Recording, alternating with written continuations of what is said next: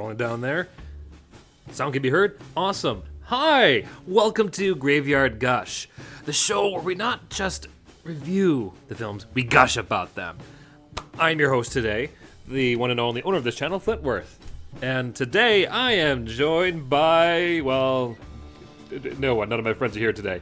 But you know what? That's fine. That's cool. They're all busy. I've got cool things going on today. And, you know, it's about time I do like a solo gush here on the show. Which leads me to my first thing I want to say about today.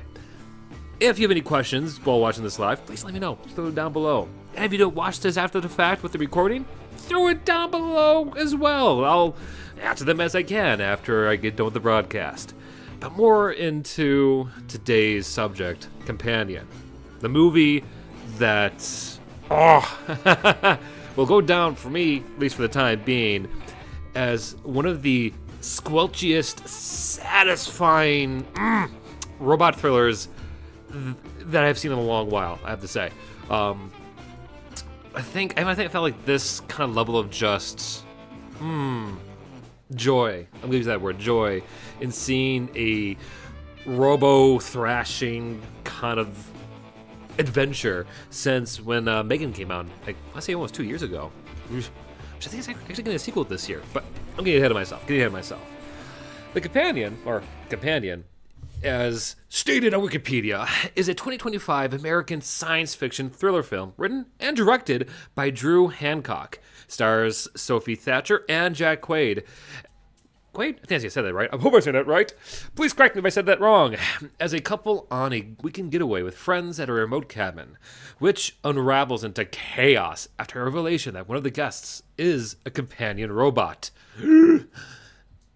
And it would be a surprise, at least a third act twist, if it weren't for the fact that most of the trailers kind of spoiled it right from the get-go. I mean, hell, let's look at the poster alone. People don't have white eyes.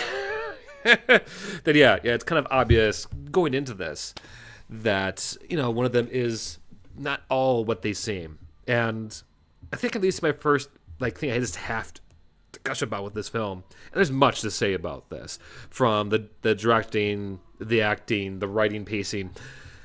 But one of the things that really impressed me above all else is that when I watched this last Friday when it premiered, I went in, barely watching the trailer. I kind of skimmed through it a few times after seeing other things with my friends, watched The Wolfman and all that. And I got a little bit from word of mouth. Okay, it's about a robot gains kind of a bit more sentience and goes on a rampage. So I was kind of expecting a bit more like Megan.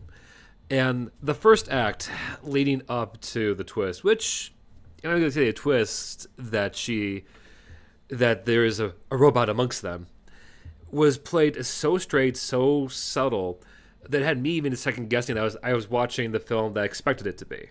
Like, it didn't really bring out the rug beneath its viewers until a perfect pivotal moment. And speaking of pivotal moments, I do want to say going forward that I will be talking about spoilers and thoughts, full frontal this entire time. So if you don't want to hear that, I recommend just going see the film. Yeah, straight up, good film, very good, 9 out of 10. See it in theaters. Give this creator Drew Hancock, the support, the backing he deserves, and give the actors their due credit there too. Like I expect to see great things from them going forward. But okay, but that said, yeah, like, how to really get around this? And again, how to describe my feelings on this?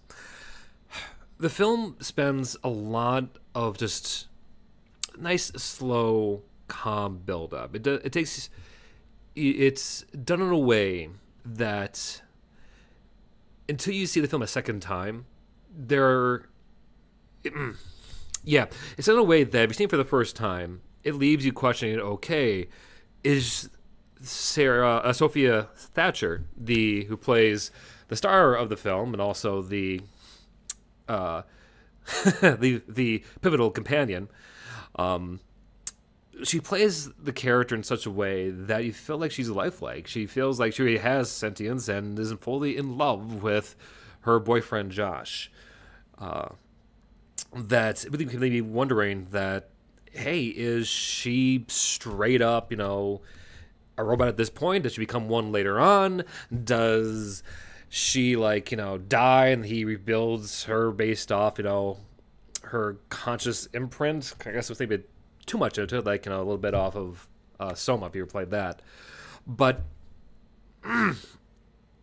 it still, though, plays with the smallest and hints of writing that, even if you do know what's going on, you can pick up, like, oh, you read between the lines, essentially, like, you realize, okay, yeah, no, this is a robot from the get-go.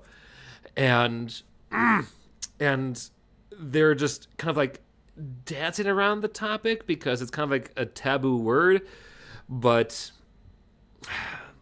I guess there's a better way to say it. You could tell that this film was written and filmed in a way that you wouldn't really know. You really shouldn't go in knowing the twist. It's kind of like the issue with Abigail, where the advertisement spent way too much time on the very twist of the flick that I guess it kind of ruins the spoiler. But unlike Abigail, which is like a good 44 minutes into the actual production, Companion, revealing that, oh, Iris is actually essentially a high-powered, lack for a better phrase, fuck doll, which they quickly try to, like, say in the film, or Josh tries to say, like, it's a companion, a companion robot. But they drop jokes left and right about, essentially what it's just, they don't dance around it. Essentially, that that you can have sex with these robots, but it's wild. It's nice to see something, even if it knows a twist is coming. The writing in direction is done in a way that still leaves you in enough way to question things, to leave you wondering if you read the description right. Because in the second view, and you realize, okay, a lot of the characters are talking in a way to her, like, that gets kind of called back. Things like how one particular character mentions how she's essentially the lover to a married man, and remarks to Iris that, oh, like, she's uncomfortable around the robot because she could see Iris replacing, her kind of, like, I guess, place in the world, which is a dark thing to say. There's moments where, like, Josh asks Iris, like, hey, what's the weather outside? And Iris just drops, like, oh, it's a brisk 92 degrees or whatever, in a way that makes you, like, okay, maybe you should just watch the Weather Channel. That gets called back later on, like, oh, no, she's just, like Siri, is able to call up weather on a dime. And this all leads, to, I think, to a point in the film that sets you up for a really, okay, what's going to be the trigger? What's going to be the thing that sparks this whole madhouse, this roller coaster? And it isn't like, hide away from it.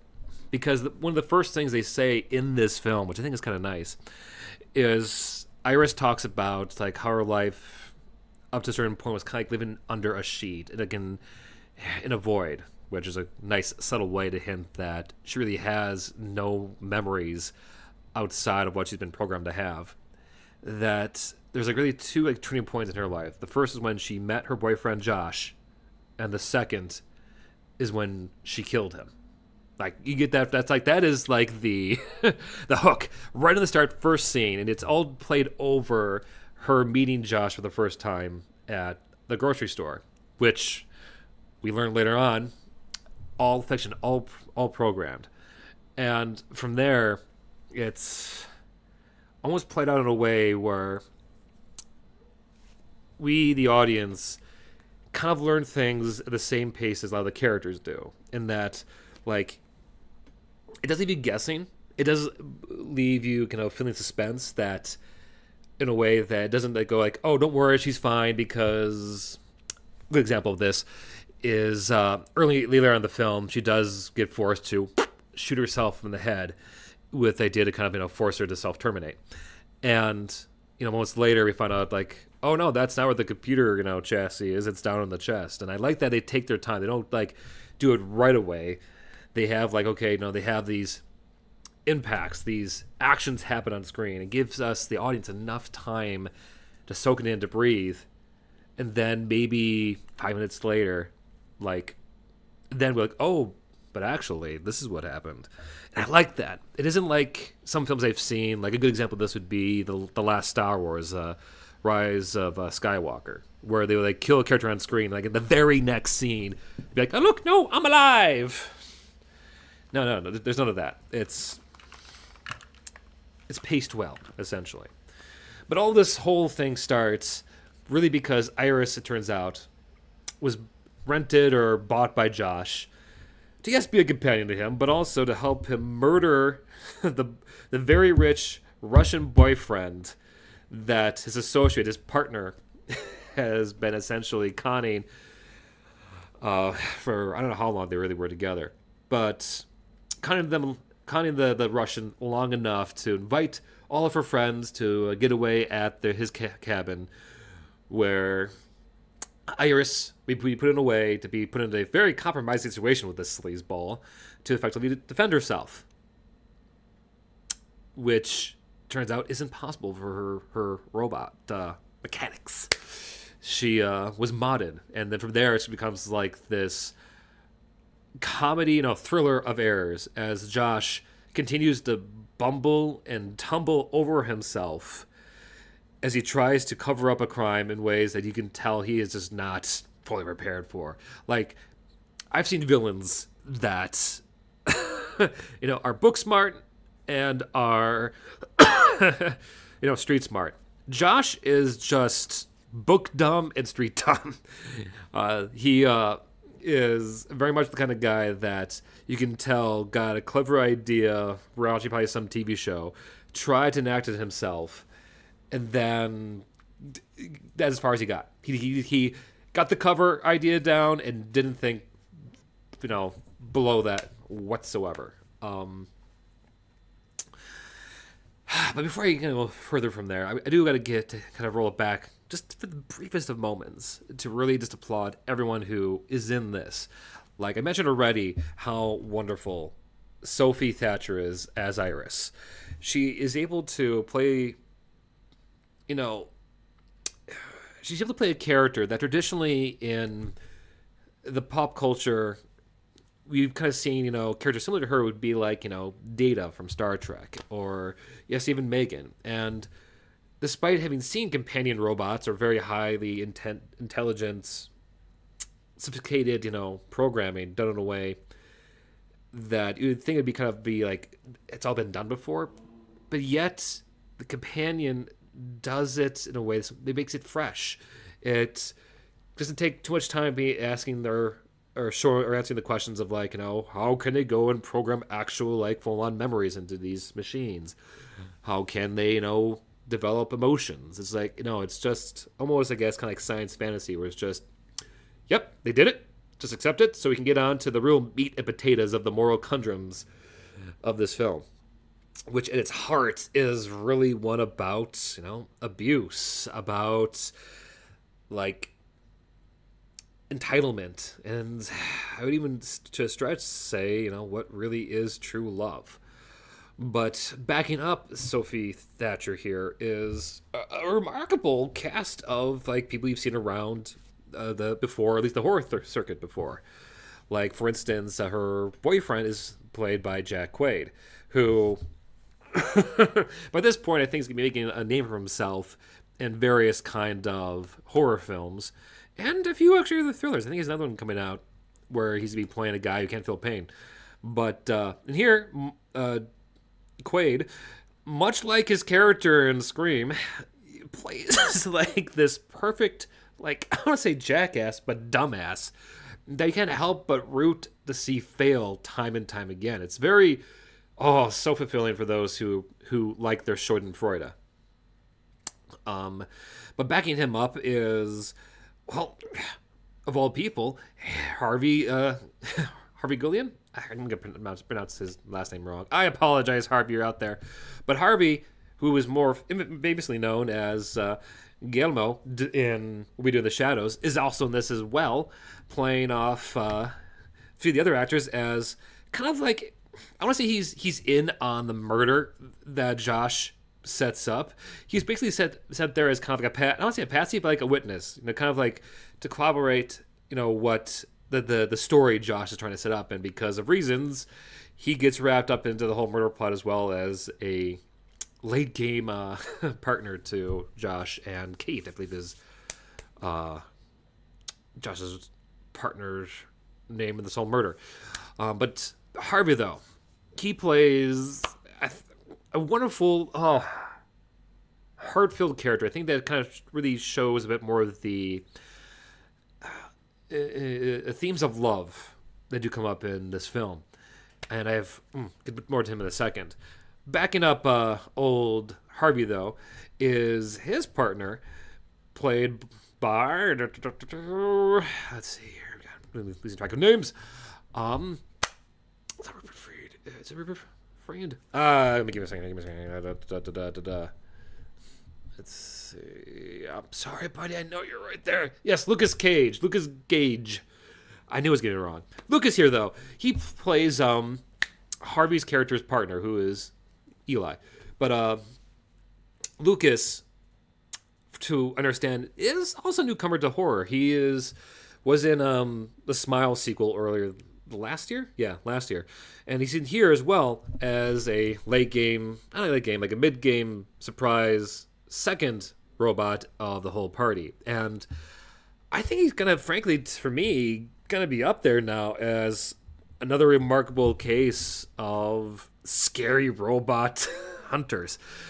Like, straight up, he almost fit, like, side by side in the same family as some of the Terminators, especially the T-2000. Just the level of, like, kind of like lack of emotion and just determination he's able to kind of bring on screen. So many props to him as well. And last but not least, kind of running off the cast here, is the lovely actress Megan Suri. I don't think I've seen her anything else prior to this, but she plays Kat, who is the kind of like the inside gal to this whole operation. She's the one that kind of gets the rest of the crew there to murder Sergei during the whole shebang. But all these characters together are a wonderful ensemble because, unlike, Megan, which was kind of it was played to be a kind of a big kind of slasher and kind of had to bring in kills here and there. With this, is how it's kind of plays out in Companion, is a tight knit. Like, you don't get too many other actors that show up. Like, there's a cop and a few technicians that come and collect Iris at one point, or try to at least.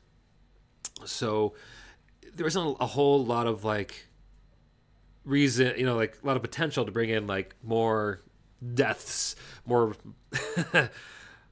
sacrificial meat bags to this whole robo killing spree. Because that's the interesting thing about all this. Sophie Iris, who is very much set up in like the advertisements to be killing people left and right, really only kills, I want to say, like 2 people by her own, choice. Like, the first one was all set up by Jack, and in fact, Jack's character Josh is like pretty much the perpetrator in all of this, which he of course naturally denies. And it's wild. It's a good flick, very good flick. But what way is Flint? I know it's, well, I think it's a good point at this point to kind of touch on that. You know what? I'm gonna take a step. I'm gonna slow down for a second, and mention, like, for me, what was like the things that weren't that great, which weren't a whole lot. Actually, there was like very few things I had problems with this. That being kind of like the flashbacks. Let me explain. Like, to kind of show like what Iris and Patrick, are seeing in their memories, their programming. the movie kind of takes us into their memories and plays out the scene. And they're both of these moments of really the two characters meeting their respective boyfriends for the first time. So Iris, meeting Josh in the grocery store, and Patrick meeting Eli at a Halloween party. And they're both cute and adorable. But the problem is, after we see them once, we were brought back again, to set up exposition or to raise the stakes in some way. The movie basically plays the whole thing again, like almost from start to finish. Like I almost kind of wish during these moments that they sped them up and like, okay, we're seeing Iris meeting Josh for the first time. We know this is where like she got imprinted on his character. You don't need to play basically the whole thing all over again. Later on, Eli is like one of the first of the partiers to get killed. In this case, entirely by Iris's choice, because it's kind of like in her case self-defense against him. That leaves his robo partner Patrick kind of like catatonic. In which case, Josh goes in and basically resets him to factory settings and implants himself as Patrick's boyfriend. And it plays the whole scene again that you've seen already with Eli, but now with Josh. Like almost like beat for beat. It's funny, but I wish it was just a little bit faster because the audience is smart enough to know that, okay, this is what he's doing. It's the same scene, but now done with Jack. And it's like, haha, look, it's the same moments. Just skip it a little bit. But otherwise, after that, it's overall not a really big detriment to the film. Because otherwise, it's nicely paced. Like, some of my favorite moments in this film that I just have to gush about is moments after Sophie finds out she's a robot and escapes Josh and Josh and Friends, I was going to call him that. She makes it out into the woods and starts messing with her settings because she makes off with Jack's phone, which turns out is how he controls her. And it's a fun little sequence of her just messing with her like eye color tones, changing her language settings, and my favorite is really just kind of turning up her intelligence to 100. A few of these settings, I should clarify, are totally usually not there. Jack, to make Iris capable of even killing Sergei in the first place, mods her with a third-party hardware. Kind of reminds me of getting a Game Boy or not Game Boy, a Game Shark from my old Game Boy games. But it's kind of funny to see her like kind of go through and realizing, okay, accepting what she is, and seeing this like slider where her intelligence is set to like 30% and just hold it and like, oh, okay, let's hold to 100%. And as in the audience are watching this going like, oh, do it. How could you not? How could you not go from, basically intelligence to Ivy League, as they say as they clarify in the film. And it's funny because it's like she has a moment of just like epiphany where her like the world slows down, her eyes widen, like she's new colors. It reminds me of what it feels like to have like that first cup of coffee in the morning and the caffeine hits you. It's very funny. And a lot of moments are like that, just perfectly zany. And she uses this to her benefit a lot. Like I thought like, changing her voice, because when I say change her voice, I'm not just saying like, oh, she now can speak, German or Cantonese. No, she's able to change with the settings, like her tone and her tone and what's what I'm thinking of here. It's not the tone. It's like the bass and all that. She actually can change her voice with these sliders. And there's this great scene later on where she's trying to get Josh's car to drive her home. And it's like only calibrated to listen to Jack Quaid's voice. So she's sitting there while Jack's trying to get in, like changing the tone, changing, the baritone. And it's this moment you see like, oh, the wheels turning. She's trying to like basically match his voice on the fly, and she pulls it off, and it's great. And I just never, it was just fun to see that come back in threes. And this film does a lot of things in threes. There's nothing that's like used once as like, okay, haha, clever. No, it's brought back for extra dramatic oomph. More on that later. But yeah, like this whole use of a phone is like so wonderful. I think the last time I saw like this kind of level of like tongue-in-cheek cleverness using the settings we've come taken for granted with our handhelds, I don't think I've seen that done before. This, at least not in a long while. At least since I saw, is it the what's the name of that film? It's gonna bother me. It was an animated film on Netflix. Versus The Mitchells. I don't think I've seen this kind of level of cleverness using a phone's settings since The Mitchells versus the Machines, which you gotta go see as well. It's a great animated film. Hey, in the end, thanks for popping in. I do appreciate the comment. What was I gonna say? But I think another great example of just playing with a sentence on the fly is, yes, agreed. It's one of was my favorites during the year it came out, and I made a point to make everyone see it back in 2021. But another great example of like this phone tech being used to Iris's advantage is that she gets pulled over at one point in the film, and when the cops walking up, you could see her character, the Iris, panicking because she's programmed to not lie. And so, what does she do to get around it? She gets out of the car, and the cop asks, like, what are you doing out here? And you can see her, like, futzing with the controls of her phone, and turns around and starts speaking in German. And this, like, moment of just realization, you realize, oh, my God, she's playing the foreigner card here in the woods. And it works. It works for a time, with the cop just totally confused about what's going on. And it's just, beautiful, beautiful. And it's refreshing, because you would think, based on prior films, that Iris the robot, like other films you've watched in this kind of vein, would be super strong or super athletic, a la like Megan going down on all fours and running through the woods. Nope. Like, they built these machines, these like companions, in a way that they're realistic. That, much like how Data is designed in Star Trek, not only because he's super strong, that's a bad example, but you can tell the makers behind Iris go and do it in a way that it's like, nope, why give them super strength? They need to have the strength of a human, so we built them to be like a human. It's kind of like how video game designers want to go and make their graphics as lifelike as possible. You know what I mean? Oh yeah.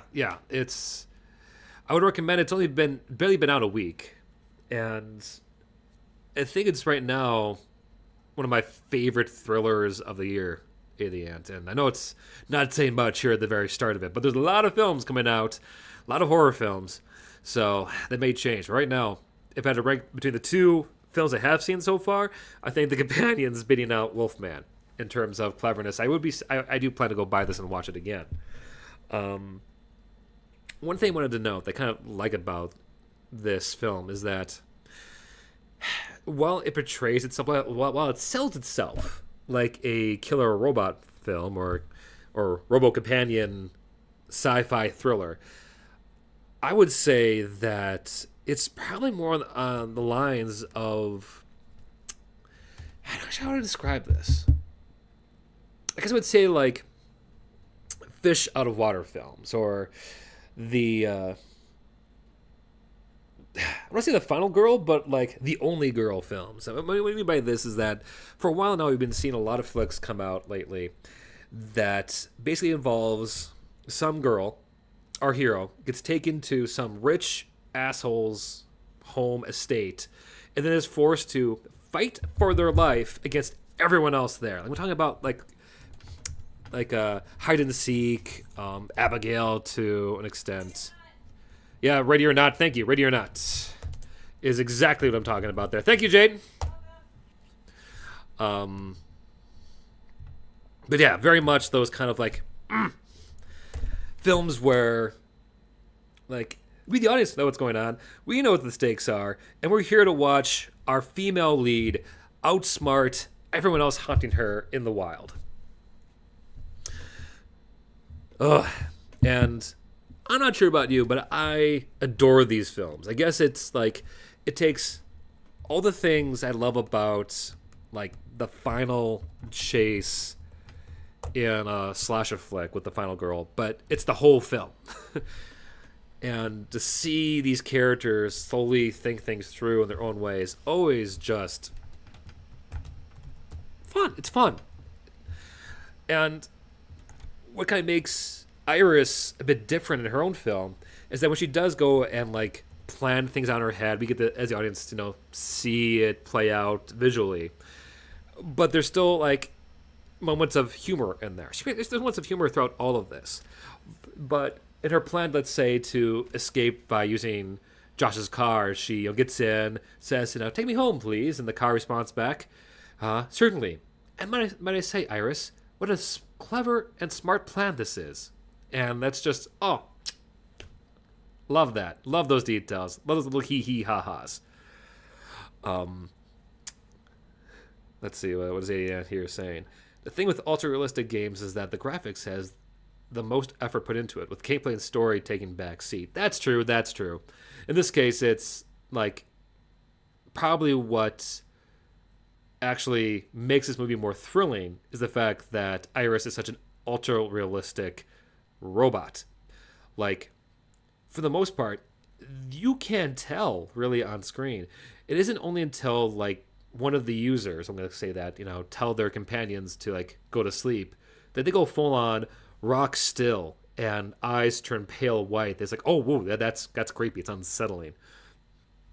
And it's really only till the end do you actually even get to see kind of like robotic damage or robo-gore, I guess you can say, where Sophie is forced by Josh to put her hand over a burning candle and just not move.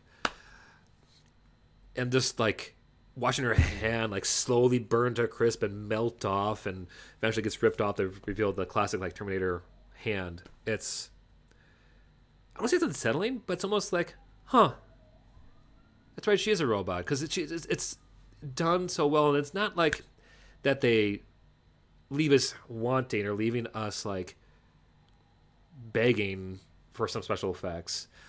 It's more so that they kind of don't need to highlight what's underneath. It's more so what's inside, you know what I mean? Like, it's all about like her mind, and not what she is. What she is probably what is this. It kind of helps her get through things, yes. Like, she's a robot. She can increase her intelligence. She can take a bit more beatings than most from Josh. But she still is programmed to feel pain, at least sensations, or at least her impression of it. And she has the ability to cry and all that. And in a way, she is almost like a replicant from Blade Runner, if you want a good example. I see there says, from what I've seen, it's pretty hard to make graphics and story enhance each other. Yeah, it's... I feel like when it comes to graphics and story, they are more so like... don't really... It's a balancing act.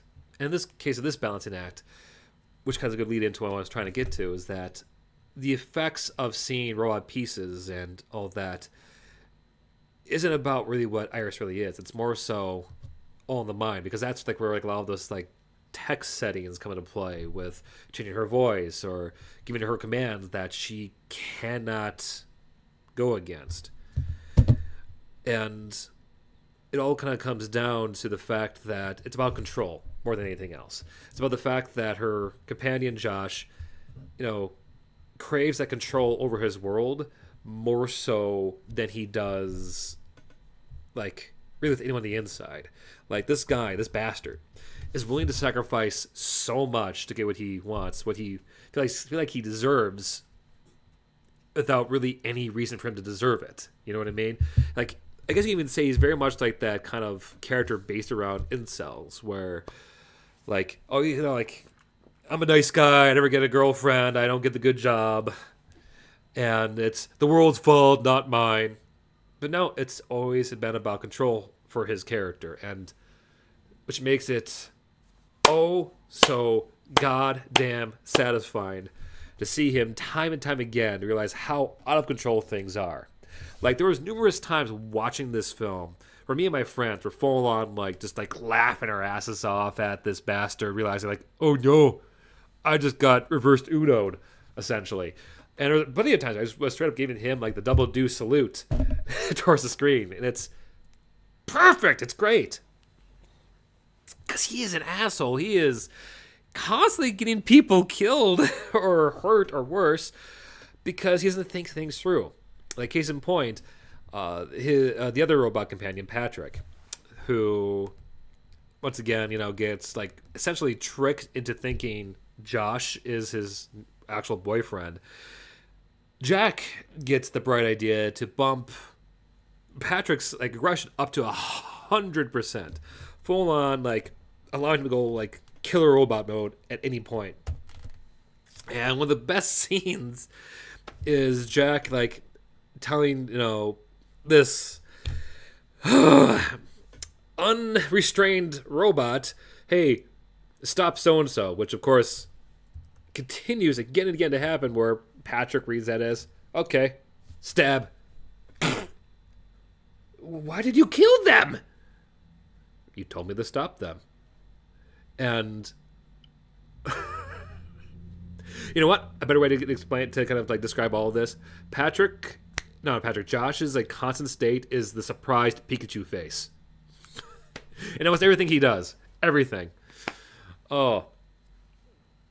And that comes to, like, the ultimate crescendo for me. Near the end of the film, after everything this bastard has done, we get a very beautiful example of rule of three.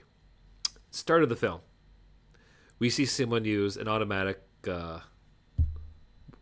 corkscrew, pop out a cork. During the start of the third act, we see that again. During this little lovely dinner scene where Josh tries to tell off Iris, they get served with wine. We see that once again the corkscrew gizmo come on the screen once more. The final scene, the final moments of the film, when Josh and Iris are kind of, like, fighting for each other's lives. Like, Iris, at this point, is essentially freed. She's given total control of herself. There's nothing Josh can do to control her by phone. They're struggling on the ground. He's got a gun to her CPU, and you can see her moments before, like, reaching for a knife, and you're thinking, okay, this is it. This is the final moment. She says the words, Josh, like, go to sleep, and reveals that she didn't grab the knife. She grabbed the goddamn corkscrew and just shoves it into the side of Josh's head. Sound cuts. No music. All you hear really is just the sound of this drill going through his head. You see his eye kind of to get pushed out of place. It is the squelchiest, nastiest thing I've heard in a long time. And oh dear fucking God, it is the most satisfying crunch I have heard in a long, long while. Yes, the foreshadowing is amazing in this moment. And it's just like, all of us, everyone I saw this film with, this moment happened, we're like, cheering on, like, go, go, go. This went, all of us went silent, as full on, just like, mouth agape, just straight up. And it was a journey too. In my face, my lung went from, like, oh my God, to, oh God, to, oh, this is good. Like, I felt kind of, like, evil relishing in this kill. But it was so good. It was so earned. And even if you knew what was going to happen, go see it. The journey to get to that point is so good. It's kind of like watching John Wick. You know he's going to go and get everyone on screen. But watching him get everyone on screen is just, chef's kiss. So fucking good. Yeah. Let's see, at the end here wrote, I love it when horror media have a high quality of humorous moments. It makes the horror that much scarier. Exactly. Exactly. That's a good point to bring up, A. There is a lot of moments of humor sprinkled throughout all of this. It, it doesn't leave you in total tension the entire time. It allows you moments to breathe, to moments to, like, relax. So when you get back to the horrific things, the more powerful, like, violent moments, it becomes shocking again. Because that leads into one thing I wanted to bring up tonight, in that one of the moments that we all asked ourselves as we got out, like, would you consider that horror? Because by all intents and purposes, it has like the same palette and like musical tones as like the Barbie movie in a way. Speaking of which, the soundtrack to this film, amazing. Find it on Spotify and listen to it. It was all bops, one after the other. But that still brings up to my, thing I wanted to say, that to me, Wikipedia might say this was like a sci-fi thriller. To a lot of people out there would not be surprised that they say like I wasn't that scary. But I think that's one thing horror gets a bad rap on. Like, it needs to be scary to be considered horror. I think that's not fair. Because you think about like some comedies, a lot of people get into the same trap of like, it's not really, if it's not funny, it's not a comedy. And yet there's such things as like, satire, parody. And for a lot of films like that, people, you have to ask yourselves, okay, do funny things happen? Yeah. Do mostly funny things happen? Yeah. Well, then it's a comedy film. In this film, for me, what really quantifies this whole kind of like conversation is, do horrific things happen? To which I say yes. People die. We see gore, both flesh and robo. And we see a very ironically human take on kind of like abusive relationships and the satisfaction of leaving an abusive relationship. That alone to me is a reason why I would recommend any of you out there to go see, because I think every one of us needs a little bit of escapism, and there's others of us who need to see other people escape the things we're trying to get away from. And boy, is it just delicious to cheer them on. And that's true at the end. People forget that people can have different interpretations. And I think there's a lot to interpret from this. There is. So yeah, that's all I really have to say on this. If I just give like my favorite part about the whole film, outside I've already spoken about, outside I've already gushed about, I would probably point to the running gag in the film is that Sergei, who is you're afraid to almost see him as one, but later on it's clear that he is supposed to be one, a caricature of like Russian mobsters, which you find later on he's not, which makes the whole kind of like series of gags even funnier. But the fact alone that the guy sets all of his like security codes to be the birthday of Stalin's birthday is funny. It's a funny gag. They even play a little bit of like the Russian kind of like choir, like a little bit of Tetris in there, probably funny there too. But it's the funny thing to throw in this, just did random about this whole movie. So yeah, fun time. Go see it. That's all I have to say about that. I do want to say a few things before I go for the night. First and foremost, we are going to have a stream on Thursday. Me and Jade and I, are going to be back here on Thursday, 6:30 p.m. Going to be playing Chapter 3, maybe 4, probably only have time for 3, of Puppy Playtime. I want to continue that playthrough, and it might quite possibly be the last stream we do in this apartment, which is going to be weird. So all of this behind me is going to change as I get eventually my study set up. I might do a few in the living room over the new house. But this also means that in all of next week, we are going to be moving things in. So at this point, I am not sure if we'll have streams next week, but we'll be back after that week. So to summarize, one more stream this week, and probably won't be streaming again until the 17th. Which point I'd probably do another Graveyard Gush, because I frankly want to play through all of the Poppy playtimes out there before I start giving them my advice on how to run those things. Like, I have seen some spoilers, but I feel like those robots or toys are more than meets the eye, and I want to make sure I give the right stats for them. So I probably won't see the next creature creator until probably as late as the 24th.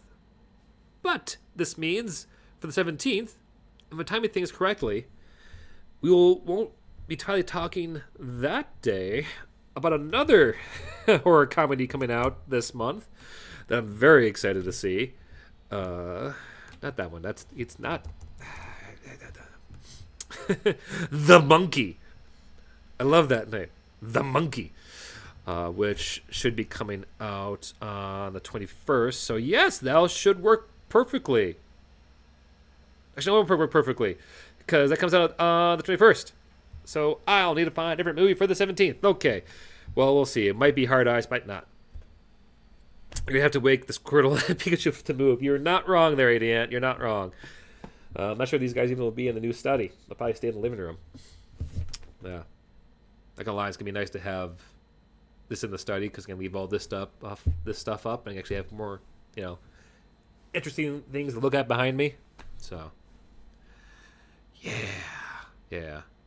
10th reminder. Yes. 10th reminder to go check out Epithet Erased. Blah. I have a hard time saying it now. Blah. But that's enough of the announcements. Let's go and end this properly. Boop. Once again, thank you all for watching. Whether it was lurking now or out in the open with you, A the Ant, or later on during the recording. And a quick shout out to my patrons of Ostra, Moody, Wally, Lodom, and Phantom Ghoul. I love you all. I'll see you Thursday. Go pet your nearest corgi or cat or pet that's applicable. You know what I mean? Go see out your fuzzy little kiddos. Yeah. And go watch The Companion. Yeah, that's all to say about that. All right, bye.